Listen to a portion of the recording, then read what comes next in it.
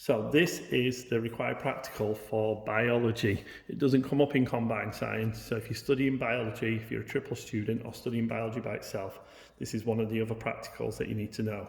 And it's called Aseptic Techniques. It's about growing bacteria and just one certain type of bacteria and then being able to see if certain things will kill that bacteria. So let's say I want to find out if this hand sanitizer here kills a certain type of bacteria, then what I have to do is I need to grow that bacteria very quickly and then put the hand sanitizer on it to see if it kills it.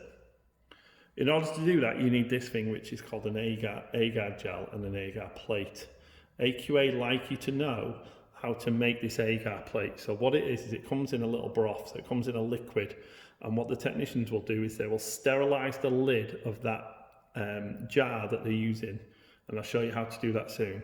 So they'll sterilize it, and they'll sterilize this petri dish, and then they'll pour it in and leave it to set, and then you get this nice agar jelly. Now this agar is like the food for bacteria. The bacteria love this stuff, so they'll grow really quickly on it as long as they're in a nice temperature. Okay, so that's an agar plate. It's been pre-prepared for me, but you should know how to make it. You pour the agar broth into a sterilized petri dish, and then you leave it to set with the lid on. Now, you may have done this previously in a different era where you've gone around the room and you've got a cotton swab and you've tried to grow bacteria that's around the room on agar plates. Now, this is different. I only want to grow one type of bacteria. So I'm only going to be growing this, which is E. coli here. So this is a broth of E. coli. Don't worry, it has been changed so it won't hurt me. Okay, it won't harm me, this one. So it's been changed, and this is all I want to grow. Let's say we want to try and find out what kills the coronavirus. If we grow loads of coronavirus on our agar plates, wouldn't quite work like that, but a bacteria better, then we can put different things on it and we'll see if it kills it. So we can spray Dettol on and see if Dettol kills it. And that's what this is about, growing one type of bacteria and seeing what works against it. This is an important piece of equipment. It may just look like a piece of metal with a wire loop on the end, and that's exactly what it is. But in science, we call this an inoculating loop. And this is going to transfer my bacteria from the broth onto this agar plate here. Okay, and you'll also notice I've got a Bunsen burner there, and that's to help sterilize. So, I know bacteria is microscopic. So there could be bacteria all around this lid here, and there's almost certainly some bacteria that we don't want growing that isn't E. coli on this inoculating loop here. So the first thing I've got to do is sterilize this inoculating loop, and I need to sterilize the top of this lid here. Okay, so in order to do that, I need my Bunsen burner. This isn't easy to do with one person, so forgive me if some of this doesn't quite work. I'm going to turn this onto a roaring frame. I know you probably can't see that through the camera, but it's on. It's just very, very hot now. So in order to sterilize this lid, and this is what I mean about flaming a lid, I've probably got bacteria all around here that's not E. coli that I want to get rid of. So all I do is I just move this lid right around the flame, not for too long, but just to kill it all. And I'm also going to dip my inoculating loop into this ethanol.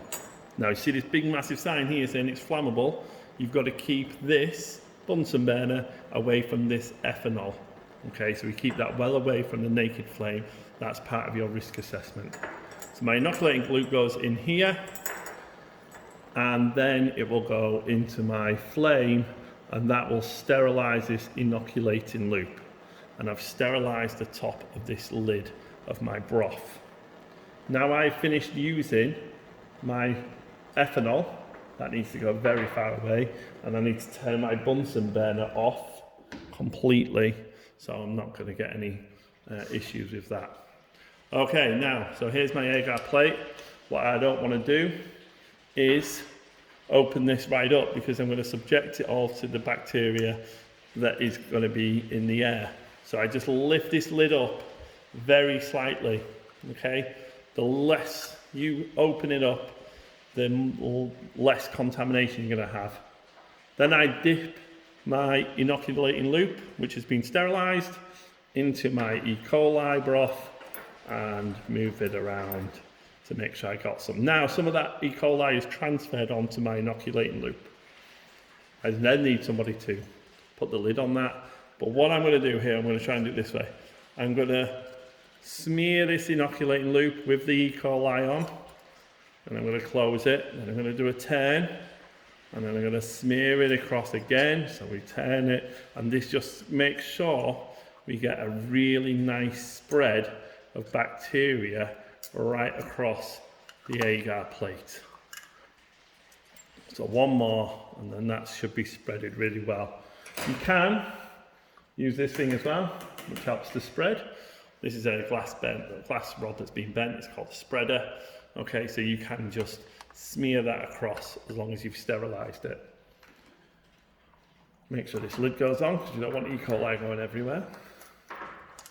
So my lid's been kept quite close. I've stopped contamination. I've spreaded the bacteria this way, and then I've turned it and spreaded it this way, and I've spread it this way.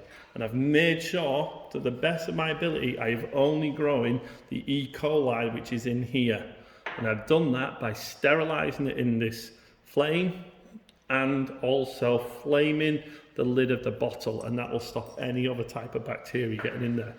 Not quite finished yet. I don't want this lid to fall off.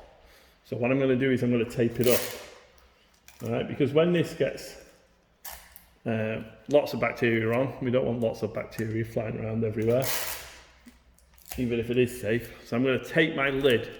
Now, that is it. That is how you tape the lid. You do not tape all the way around, because you will stop oxygen getting into that bacteria, okay? So you just put 2 pieces of tape on, and then you are going to need to label it. So I will put my initials. I know what's growing in there, and so then everyone else knows in there that it's E. coli, and then I can put the date so I know when I'm going to take it out. And what I mean by take it out is it's got the right food, but it's not got the right temperature. So what we're going to do is we're going to put that into an incubator, which will keep at 25 degrees Celsius. Now, 25 degrees Celsius in a school, in industry, or when bacteria grow best, you're talking 40 degrees Celsius, but we don't want to grow anything too dangerous. So in schools, we only grow them at 25 degrees Celsius. It stops harmful bacteria growing. And that is how you grow your your E. coli on an agar plate without growing anything else.